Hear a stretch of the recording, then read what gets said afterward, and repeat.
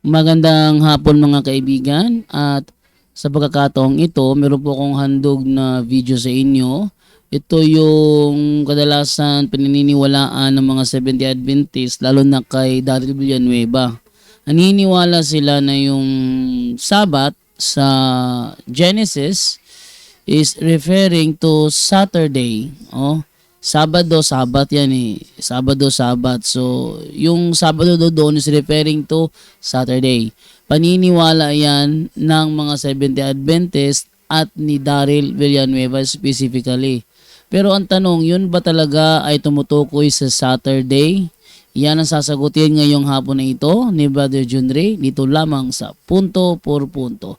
Kaya sa mga bago pa po sa amin channel, please po don't forget to hit the subscribe button at ang notification bell para maging notified kayo sa bawat video na ilalabas namin sa araw na ito. Kaya wag na po nating patagalin, simulan na po natin.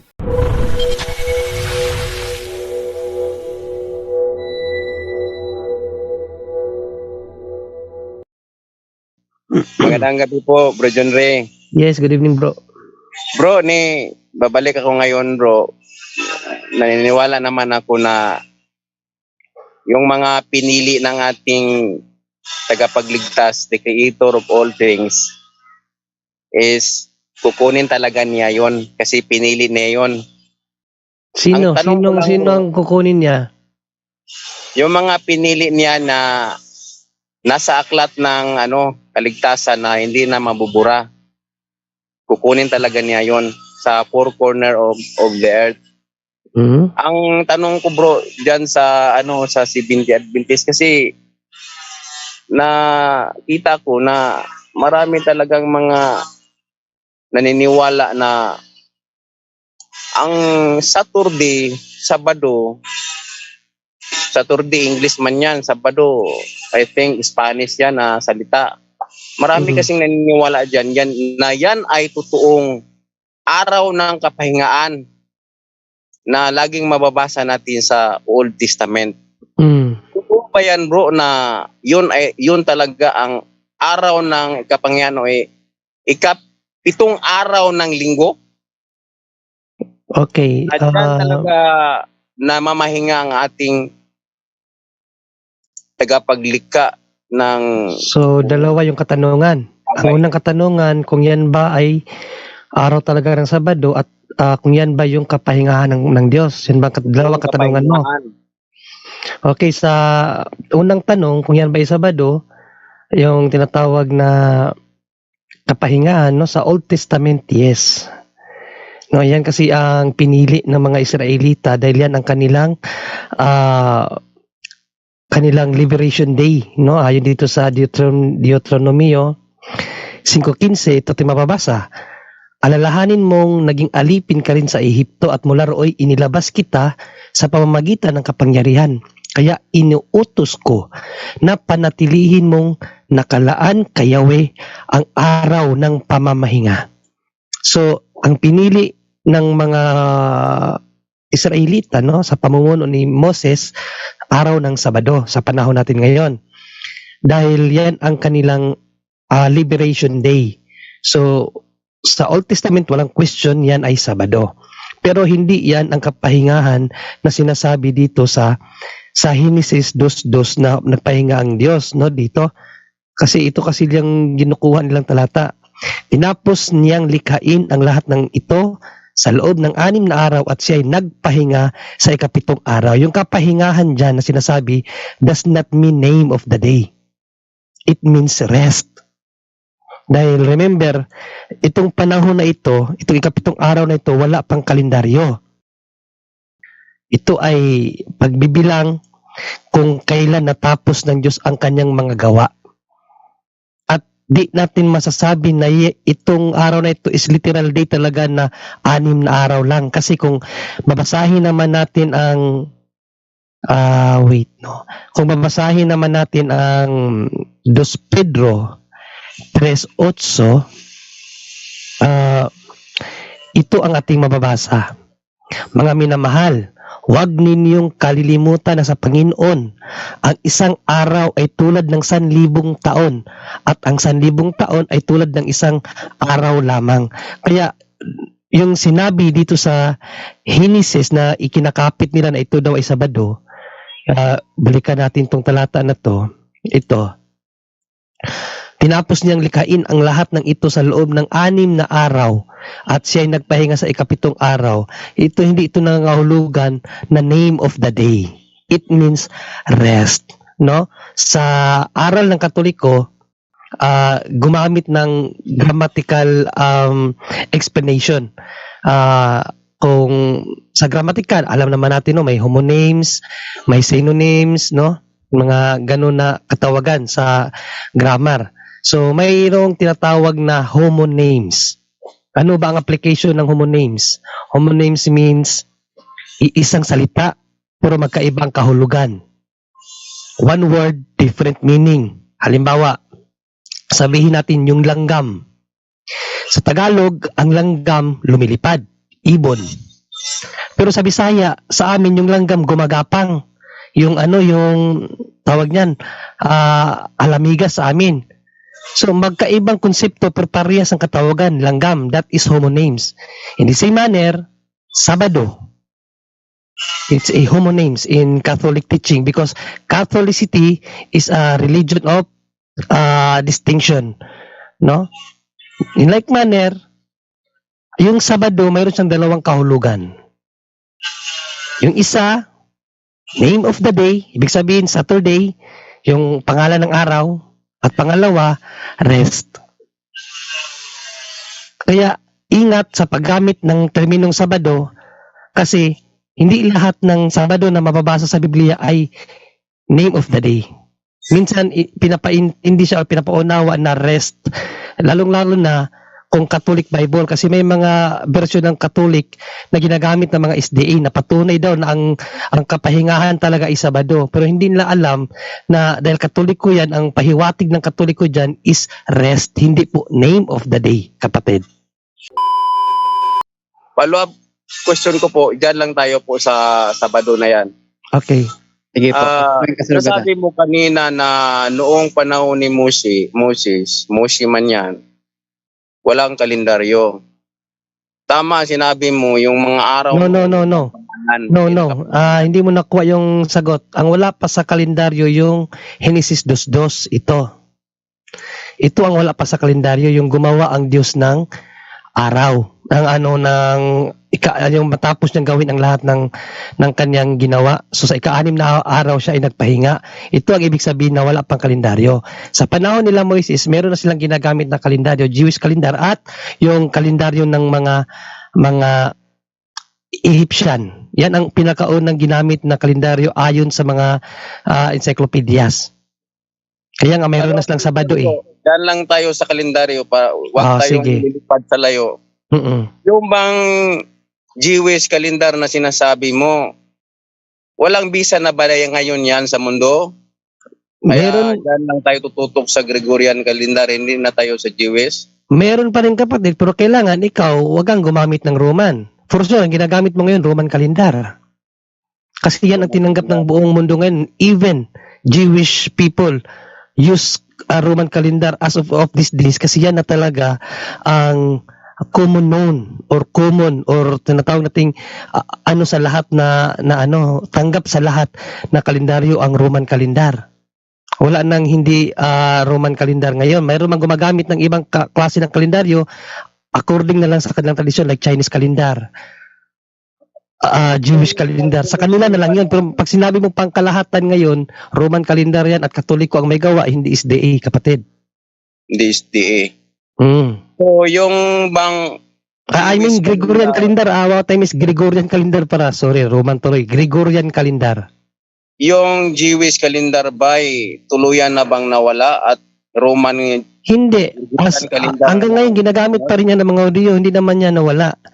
Ginagamit pa rin yan ng mga Hudiyo hanggang sa ngayon. Pero gumagamit din sila ng kalendaryo na tanggap ng lahat at yun ang Gregorian calendar na gawa ng Katoliko, hindi ng SDA. Ngayon Brad, nasabi mo na ginagamit pa rin ng ibang mga Hudiyo yung Jewish calendar. Mm. Anong mga Hudyo yon? At anong organisasyon ng paniniwala sila? Mayroon. Yes, sila yung tinatawag na Judaismo. No, na unang laganap na relihiyon sa panahon ng na wala pang Kristiyano, na sila ang kinilalang unang bayan ng Diyos. Pero ngayon, nasa panahon na tayo ng Kristyanismo, ay dapat hindi ka na dapat bumatay doon sa Hudiyo, kasi kung magpaka-Hudiyo ka, masama ang tama mo niyan ayon sa Bible. No, kung pipilitin mo na ariing ganap ang paniniwalang Hudiyo, ay tatamaan ka dito. No? Kung hindi ka Hudiyo, tapos magpapaka-Hudiyo ka. Ito ang sabi ng Biblia. Tignan mo, palalapitin ko sa iyo at paluluhurin ang mga kampo ni Satanas na nagpapanggap na mga Hudiyo. Kaya huwag ka magpaka-Hudiyo kasi Kristiyano ka. Tanungin kita bro, dyan lang tayo sa sinasabi mong Hudyo, di tayo lilipad. Ano bang only begotten son? Oy, Yon la only begotten son of our Creator. Alam mo na yon, yung pangalan na yan. Pero sa Jewish people, o Judaismo, I think hindi yan yung pininiwalaan mo. Diyan lang tayo sa tinatawag mong Hudyo. Yung only begotten son, alam mo na yon, Hudyo ba yun o hindi? yung only begotten son, of course, sa kanyang kalikasan, dahil siya ay ipinanganak ayon sa batas ng mga Hudyo, yes. Jewish siya, pero hindi siya nanatiling Hudyo. Kaya ang nagawa siya ng sarili niyang relihiyon, at yun ang Katoliko, hindi na Hudyo pa rin, hindi na SDA. Kasi ang SDA galing yan sa Katoliko, hindi naman yan galing sa Hudyo. Ang root ng ating Panginoong Jesucristo, Jewish, siyempre. Doon siya sa Judaismo. No, Galatia 4:4, siya ipinanganak ayon sa batas. Kaya sinunod niya under sa salo ng batas ni Moises, Judaism. Pero nung nagsimula ng kanyang ministry, nag-umpisa naman siyang gumawa ng sarili niyang relihiyon. At yun ang tinawag na Katoliko sa panahon natin ngayon, hindi SDA. Kasi galing lang kayo sa mga Katoliko. Ano bro? Hindi ako nagkipag-debate. Debate is Nagsagot lang din naman ako. Ang sagot mo, relihiyon yun eh. Ang sabi ko, Hudyo ba yung only begotten son? Hindi. Yes, sinagot na nga kita. Yes, Hudyo nga siya ayon sa batas. Galatia 4:4, siya ipinanganak ayon sa batas ni Moises, kaya Hudyo siya. Pero hindi siya nanatiling Hudyo. Ayon sa batas o dugo? Ayon sa batas at dugo, kasi ang kanyang ina, Hudyo rin. Pero hindi nga sila nanatili sa relihiyon na yon. Kasi dito nga, malinaw dito, ang nagpaka-Hudyo ay kampo ni Satanas. Tapos, anong gusto mo kay Panginoong Jesucristo, maging kampo ni Satanas? Hindi bro, linawin natin, yung Hudyo, hindi yan reliyon. Yung Hudyo. Kind of people yung Hudyo, pero yung relihiyon nila, Judaism, doon nag-derive ang salitang Hudyo sa Judaism. Kasi parang minaliit mo lang kasi kanina yung Hudyo eh. Kasi kailangan... Wala akong minaliit bro. No, wala akong karapatan magmaliit sa kahit sinong tao. Sinagot lang natin yung tanong mo. Hindi naman yung pagmamaliit. Pagsagot lang yun sa tanong mo. At yun ay katotohanan ayon sa Bible na huwag kang magpaka-Hudyo. Sabi kasi dito, huwag kang magpaka-Hudyo kasi kampo ni Satanas yung nagpaka-Hudyo. Hindi din ito tumutukoy sa mga Hudyo. Ito tumutukoy sa mga nagpaka-Hudyo.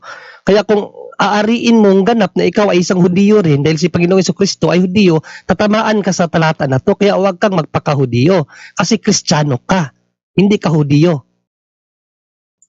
Nag-gets mo? Alam ko yung pinapaiwatig mo at pinapaalam. Sana tumatak yan sa puso mo para magising ka. Next question. Ano yung una bro? Kasi nasa reliyon ang binabanggit mo. Ano yung una? Judaism, Kristyanismo? Judaismo, pero yun na nga, dahil nga sa maling kamalian nila na hindi nila tinanggap ang anak ng Diyos, yung kapangyarihan na ibinigay sa kanila na maging bayan ng Diyos, kinuha yon at ibinigay sa bagong bayan ng Diyos, yun ang Katoliko, hindi SDA.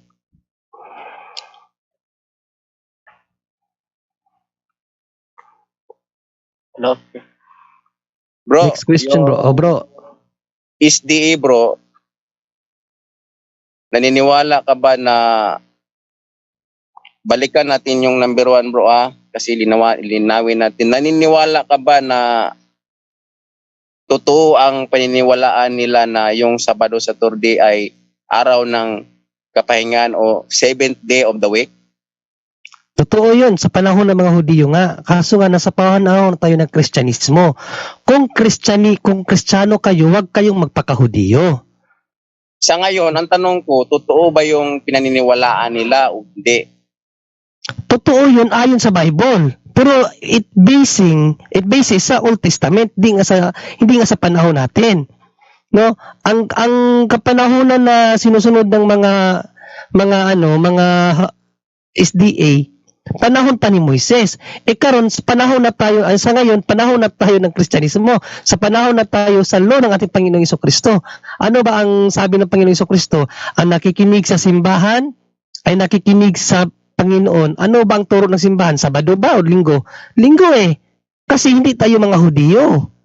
Huwag nga kayong magpaka-Hudiyo kasi tatamaan nga kayo sa talata na to. Paluluhurin ang mga kampo ni Satanas na nagpapanggap na huwag kayong magpaka-Hudiyo kasi sa inyo to. Hindi to sa mga Hudiyo din. Kasi ang mga Hudiyo hindi sila napapanggap. Sila'y tunay na mga Hudiyo. Pero kayong sumusunod sa kanilang kapahingahan na hindi naman kayo mga Hudiyo, tatamaan kayo dito.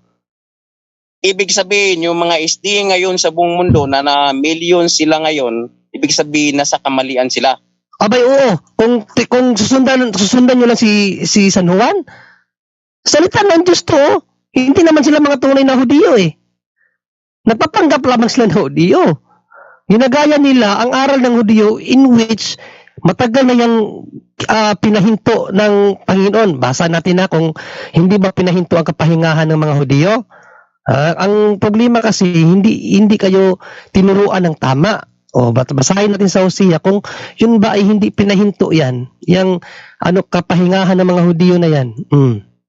Sa ang Biblia natin basahin. Ito.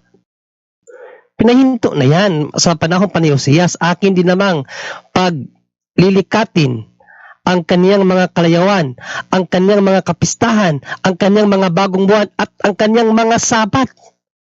At lahat ng kanyang takdang kapulungan, paglilikhain, sa ibang nito, pahihintuin, tingnan natin dito sa wawakasan na yan, wawakasan ko na ang lahat ng espesyal na araw ng pagsamba na ginagawa niya taon-taon, buwan-buwan at linggo-linggo. Sa magandang balita naman, para maganda itong marami tayong kinukuha na wawakasan ko na ang lahat ng kanyang pagdiriwang, ang mga kasayahan at mga araw ng pangilin. Yan yung Sabat.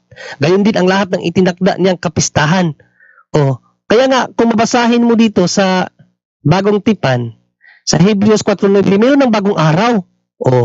Hebrews 4:9, mayroon ng bagong araw, kapatid, kung paano nagpahinga ang Diyos sa ikapitong araw, mayroon ding kapahingang nakalaan sa mga taong sumasampalataya sa Diyos. Sa 8. Kung ang mga tao noon ay nagbigyan ni Josue ng lubos na kapahingahan, hindi na sana ipinangako pa ng Diyos ang tungkol sa isa pang araw ng kapahingahan. So mayroong bagong kapahingahan, isang bagong araw na kapahingahan. Hindi na yan Sabado kasi another day na yan So another na naman yan, hindi yan, kasi kung Sabado pa rin yan, may bagong inilaan na pagkapahingahan, dapat the same day, dapat ang sabihin. May bagong the same day na inilaan ng Diyos, another na yan So hindi na yan Sabado, linggo na yan. Kapatid. Ayon sa Revelation 17, gawa 7:20 na sina Pablo nangumilin sa araw ng linggo. Gawa 27. Gawa 27, 20 verse 7. Anong kaiba ng 7th day of the week sa Jewish calendar at saka sa Gregorian calendar, 7th day of the week? 7th day of the week. So, kung mag-refer ka sa Bible, kasi sa panahon natin ngayon, ang mag-umpisa ka ng bilang ng araw ngayon sa atin is linggo. So, linggo, Martes, Huwebes, Miyerkules, Huwebes, Biyernes, Sabado, ang 7th day, linggo. Linggo, Lunes. Sabado, pero hindi na 7th day, kundi first day of the week. Brother John Ray? Yes. Tawag nito, marami na po kasi siyang question. Parang ano na siya, doctrinal talakayan. Yes. Hindi, gabi nga pala brother, ngayon hindi pala hindi pala doctrinal talakayan ngayon. So, siguro, balik si Ruel Sabanal, bro, mamaya bro, papasok ni Bro Jando kasi kumain lang yon. Ipa-schedule mo to siya bro, para ni Bro Jando bukas. Siya lang. Wala kasi hindi kami dalawa jut. Sa linggo na lang. Wala akong pasok linggo bro. Kailan Wala. yung available? Ano na lang ng schedule kung kailan sila pwede. Kasi Sa Lunes. Ikaw na lang schedule kahit marami siyang tanong bro. Si Bro Jando lang ang ating ipa-schedule kasi kay Bro Jando kasi ito na programa. Wala naman akong na mag dito, no? Kami lang dito, sampid. So, Bro, mamaya, pagpasok mo ni Bro Jando, bro, wag kayong umalis. Patatawagin ko kayo ni Bro Jando para si Bro Jando nang kumausap sa inyo, ha? Bigyan mo natin yung ibang mga tagtanong kasi ngayon is question and answer portion. Hindi siya doctrinal talakayan. John? Ha? Ako. Bro? May tanong akong dalawa. Sige bro. Baka pwedeng sagutin ni Bro Angel. Bro, sa Daniel 2:44, may usa lamang may usa ka gingaran nga itukod. Connection ba na sa Revelation 5:10? Revelation 5:10. Okay, basahin na natin yung Revelation 5:10 kasi alam naman natin yung Daniel 2:44. Ano bang sabi sa Revelation 5:10? Ito. Basahin natin, ha. Ginawa mo silang isang lahing maharlika. Yes. Yes, kapatid. Dahil ang lahi na to na maharlikang mga pari, itinalaga ng Diyos, tumutukoy ito sa simbahan o iglesia. Yung sinasabi sa Daniel 2:44 na ang Diyos ay magtatayo ng isang kaharian na kailanman ay hindi manlulupig, hindi nga maagaw ng ibang kaharian, tumutukoy din yun sa iglesia. Kaya yes, bro, yan ang katuparan ang katuparan sa Daniel 2:44 na sinabi naman dito sa unang Pedro 2:9 na lahi ng mga pari na pinili ng Diyos ito. Ngunit kayo ay isang lahing pinili, grupo ng maharlikang pari, isang bansang nakalaan sa Diyos, bayang pag-aari ng Diyos upang magpahayag ng mga kahangahangang ginawa niya. Siya ang tumawag sa inyo mula sa kadiliman patungo sa kanyang kahangahangang kaliwanagan. Yes bro, yun ay tumutukoy sa kaharian na inihula ni Propeta Daniel na hindi kailanman magigiba. Kaya nga hanggang ngayon, namamayagpag ang Catholic. At Bro Junri, Yes, sa bro. mga walang pare. So doon pa lang sa Biblia wala na sila. Yes. So yung nagtatanong Wala yung kanina, pastor dito bro, mga kaparian dyan bro. Yes. So, mga kaparian at yung pag may mabasa kang pastor diyan, sila rin yung pare. Pari Ang din pare yan. tinatawag na pastor yan. Mm. Kahit anong pwede silang mangangaral. Pero yung pastor, kailanman hindi pwede maging pare. Kasi Correct. sila yung nagbasa lang. Walang proper ordinations, wala silang proper theology, nagbasa lang. Kaya po mali-mali. Biruin mo, yung sinasabi ni brother kanina, saan ka nakakita ang turo ng Hudyo? Pero sabi nila, Kristiyano sila. Sinusunod nila Hudyo. Doon pa lang magulo na bro eh. So, wag nyo itindihin yung SDA kay ibang sekta. Ang siguro mas maganda bro, kung ano yung bang tinatag ng ating Panginoong Jesucristo na maghuhukom sa'yo at sa atin lahat. Ano ba tinatag niya? Yun ang dapat mong unahin bro. Huwag mong intindihin yung mga iba-ibang nagsulputang sekta dahil sila'y walang authority, wala rin silang Biblia na kinompile, wala silang pare na ang Biblia ay from Old to New Testament hanggang Book of Revelation pare. No? Ang pare ang mamumuno, hindi pastor. So doon pa lang dapat siguro sa mga nakikinig ngayon, no? Mas pinakamaganda, wag kayong mag-ano ng mga talata, kundi yung pinakamahalaga, ano ba ang tinuro, no, alin ba ang totoong iglesyang itinatag na ating Panginoong Jesus ngayong panahon nito. Doon muna yung foundation nyo bago kayo magtanong sa mga talata. Kasi diyan nagugulo yung mga ganyan, nagkaka-problema yung nagsulputang sekta, talata eh. So, wag po doon, pumunta kayo kung ano ba talaga yung tinatag ng ating Panginoong Jesucristo at sino ba talaga ang mga dapat pakinggan ngayong panahon na to. So, yun lang po. Maraming salamat. Okay, last question, bro, Roel. Sa Malakay 2:8 bro. Pakibasa bro. Malakay 2:8. Oo. Tinanong niya ng INC kasi Mm.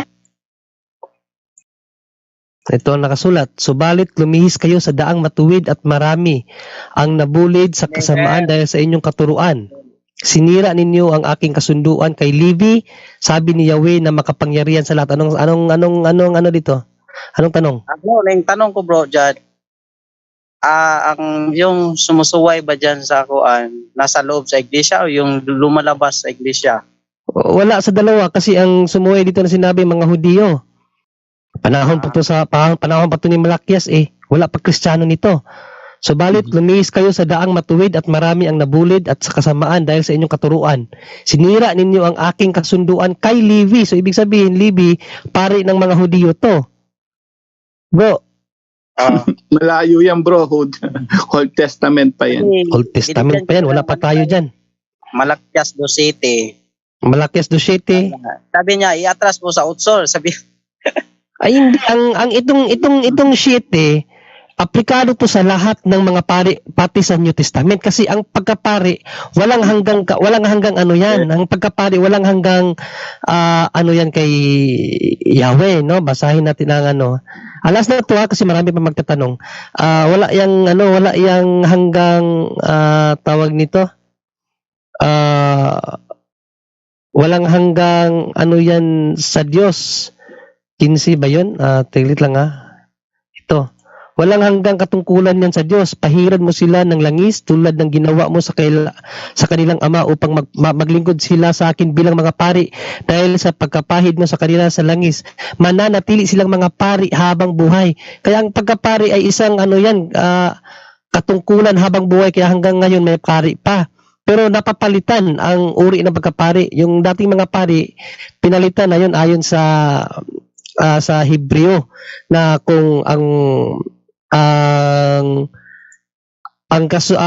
bagong ano is papalitan din ng pagkapari, no? Pero pari pa rin po iba na pari mga Kristiyano na hindi na paring mga Hudiyo dito sa 7:12 ng Hebreo. okay. Ang ipasabtan niya sa Ayan kapag binago ang pagkapari, kailangan ding baguhin ang kautusan. So may pagbabago talaga sa lahi ng mga pari, hindi na lahi ng mga Hudiyo ang mga pari. Ngayon lahi na ni Kristo ni Panginoong Hesukristo, mga Kristiyano na. At bro Junri, idagdag natin bro Roel, no? Yan ang ginagamit kasi ng mga nagsulputang sekta, yung 8. Yung 8 kasi, yung mga pasaway na pari. Tandaan po natin, no, hindi lahat na sinasabing pasaway lahat 'yon ay mga tunay na pari, na mga hanggang ngayon pari, Katoliko agad. Pag pasaway, Katoliko agad. So, 'yun ang nagiging problema sa kanila. So, pagka sinabing pari, hindi yan nagbabago. Priests are the messengers of God pag binasa mo yan sa English. And until now, sila pa rin ang messengers of God. Bakit? Si Jesus kasi pari mismo. Ibig sabihin, kung lahat ng pari, mali. Hindi totoo. Di si mali si Jesus. Ang pinakapinunong pari natin, si Jesus. Hebreo nga po, 3:1. Sana bro? Hebreo 3:1 bro. Hebreo 3:1, okay. Hebreo 3:1.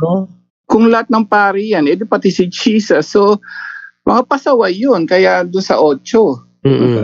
Mga kapatid, sa pananampalataya at kasama sa pagkatawag ng Diyos, alalahanin ninyo si Jesus, ang sugo ng Diyos at ang pinakapunong pari ng ating pananampalataya. See? Hindi lahat ng pari na sinasabing may pasaway dyan na pari, Katoliko agad.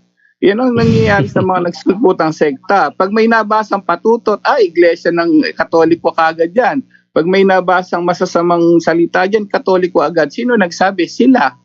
Bakit? Papasok tayo. Wala kasi silang proper theology para maging proper interpretation nila sa Biblia, kapatid. So, baka para hindi tayo maligaw, sumangguni sa mga pari ng Katoliko. Yun lang po. So, bigyan natin sa iba yung magtatanong, bro. Yes, bro. Bro Aljan? Magandang sagot. Maraming salamat.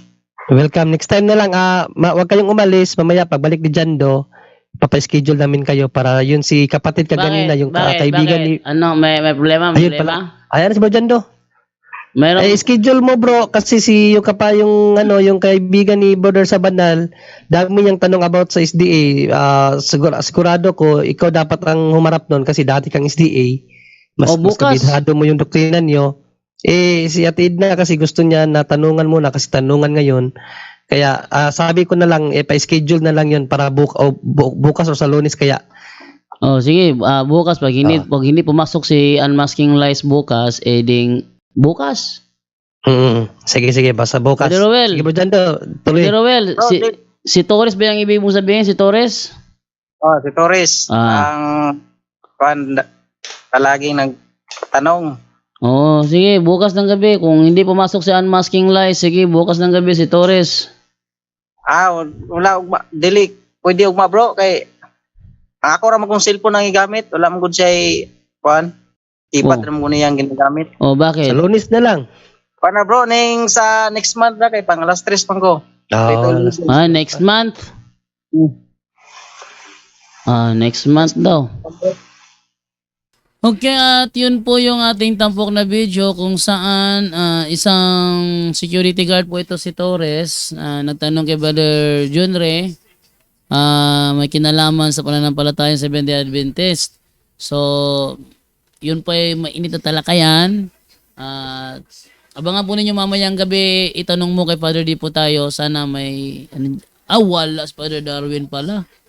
Kaya nandun pa si Father Darwin sa Okay, so ganito na lamang po and bye-bye!